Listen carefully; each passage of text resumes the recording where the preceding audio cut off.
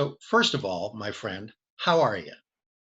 I'm doing all right, and I feel really at home because I talk to a lot of people that don't listen to a thing I say. Well, uh, here we are, and we have our first opportunity to talk to the audience of Interfaith Alliance about the issues that we have to face in these extraordinary times.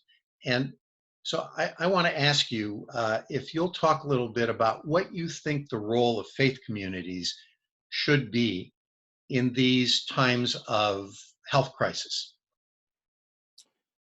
You know, Jack, I think that it is important to understand exactly what you've asked about what does a faith community or a person who is religiously oriented, how do you do that in this kind of setting? And it's different from almost anything else we've ever done before. One is we have to be trustworthy about science and about people who are directing us related to the medical community. We have to try to understand what is going on in the other community that is important here, and that is the one where our president and vice president come and talk to us every day.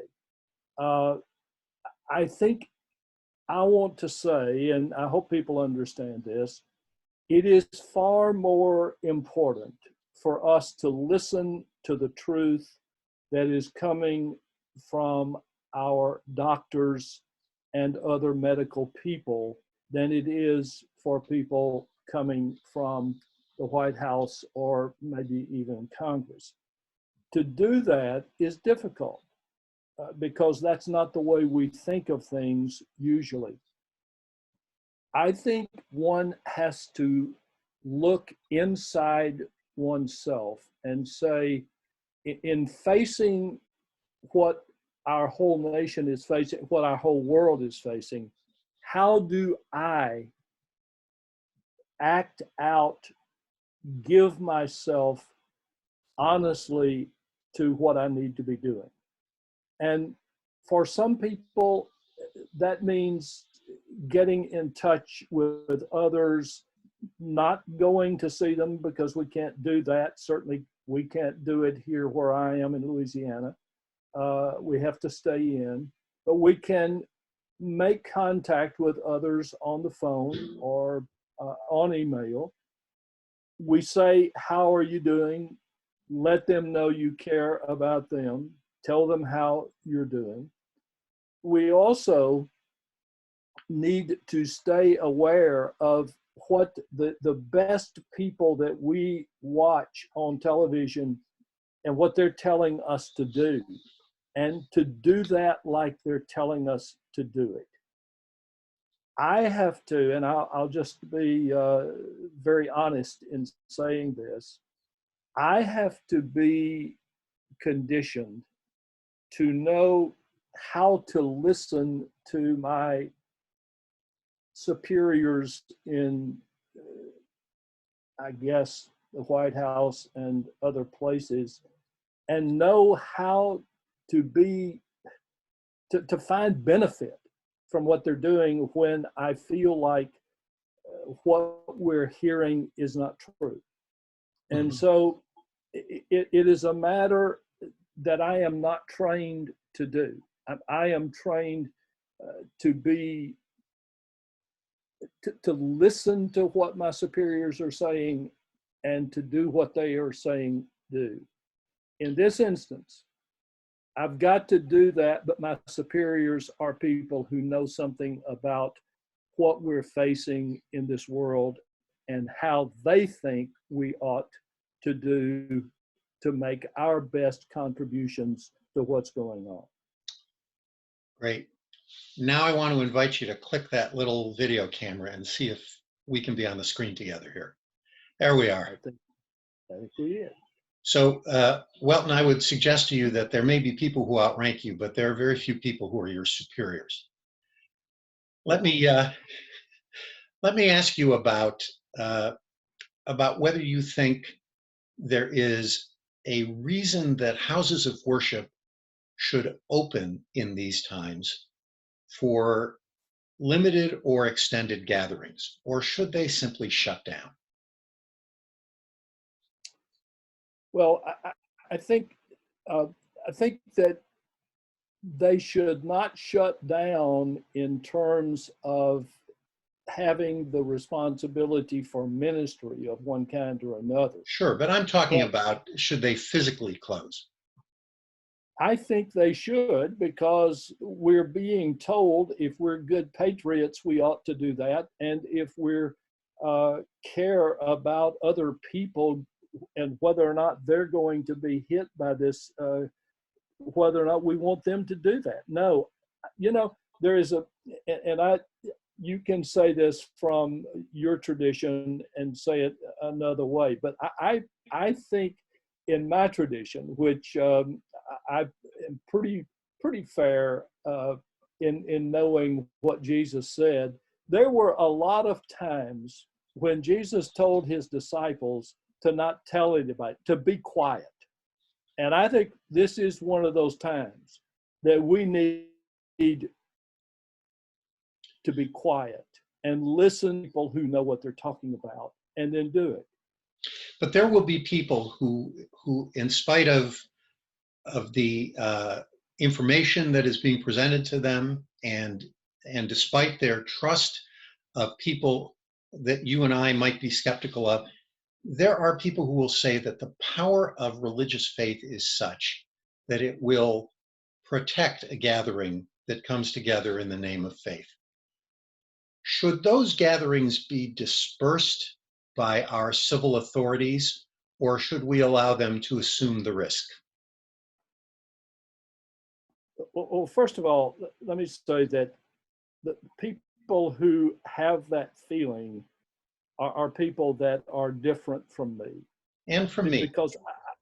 Because I think spirituality is really carried out in a lot of different ways, and this is one of those times we need. I mean, obviously, you can pray if you're a person who prays. You can ponder what you need to be pondering during these times. But look, we don't know how to get over this. Other people do know how to get Right. over this. And so I'm tuned into the truth that's coming from somebody that has truth coming from facts and not from saying, I think we're going to have a miracle. Nevertheless, and I've heard you.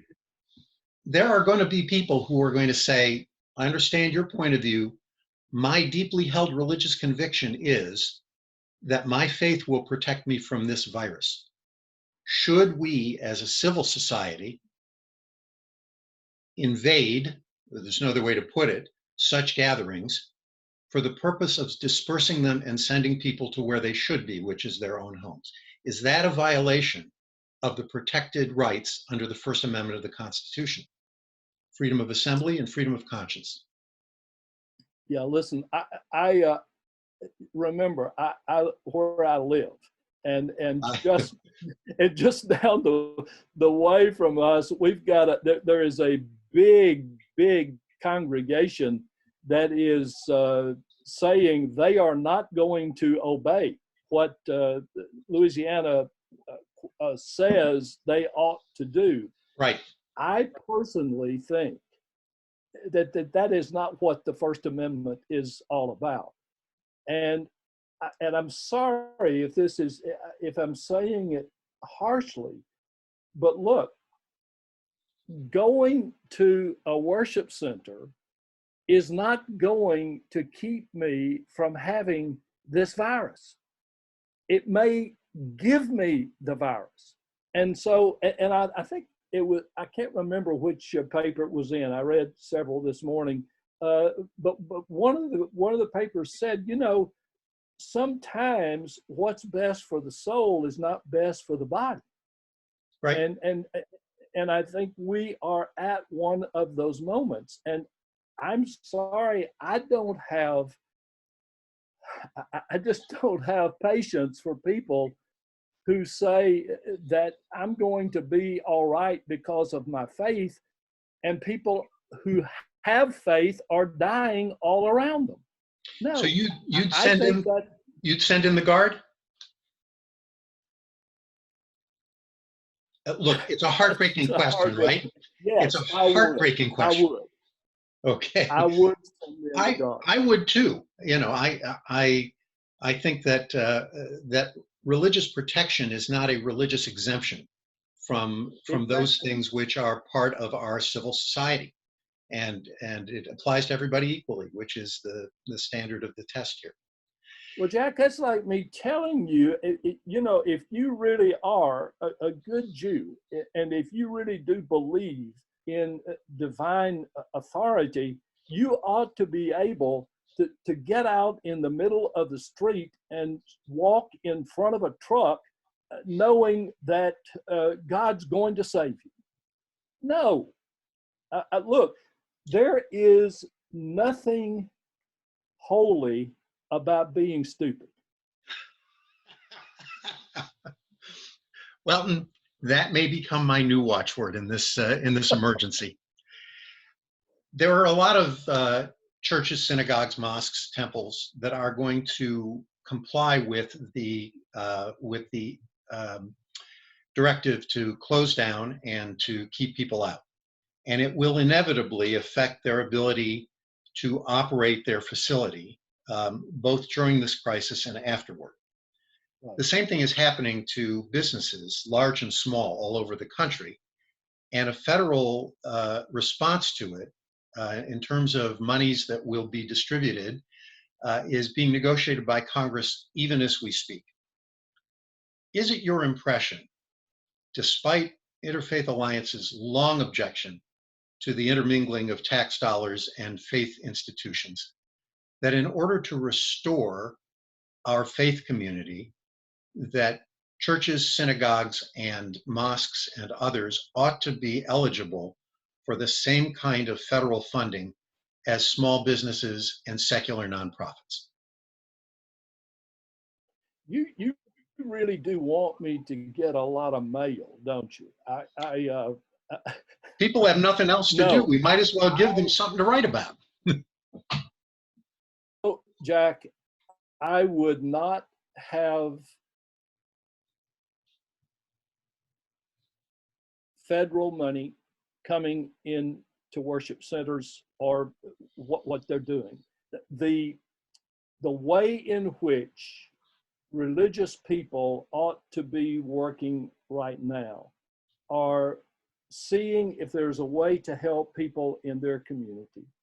I think it is a religious responsibility to be looking at what's going on Capitol Hill and saying, no, we still go with the First Amendment and say, you should not be giving money to houses of worship, but you should be giving money not to people who have all the money they need, but you should be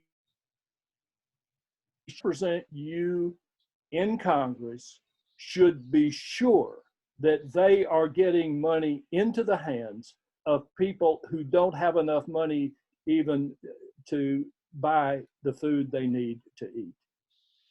Well, you and I have held that position in some difficult times before. We objected to the so-called security grants that were offered to houses of worship in the aftermath of 9/11, and we have resisted them even in these times in which lone wolf terrorism is a threat to religious institutions in the United States and around the world. And I suspect we're not going to be any more popular for suggesting that about the only nonprofits that aren't going to be eligible for these federal funds are for operating expenses uh, for houses of worship. But I expect you'll agree with me that if there are secular employees of these institutions that have lost wages because they can't do their secretarial or custodial or IT responsibilities, that they should, along with every other citizen, be considered on an equal basis for whatever relief the federal government might provide. And I think that's how, Absolutely. yes, I think that's the only way we can look at it. Well, we have just about reached the end of our time here, and I'm sorry our conversation was truncated a little bit by the technical difficulties at the beginning. But I am very grateful to you for being our first guest on Stay Home, Stay Focused, and for giving us the opportunity to have a conversation that we probably wouldn't have had time for if we were both going about our usual business. My hope is that soon we will not have that time again, because we'll be out and around like everybody else who has passed through this. So when you said to me that our time is almost up, you meant on this show, right? I mean just on this show. So I'm going to wish everybody what we'll wish at the end of every show, but then, Welton, I hope you'll close us out with what you say at the end of State of Belief. I want to ask everybody to stay home and stay focused. Welton? You all take care of each other. Thanks. We'll see you tomorrow at 12:15 with Mike McCurry.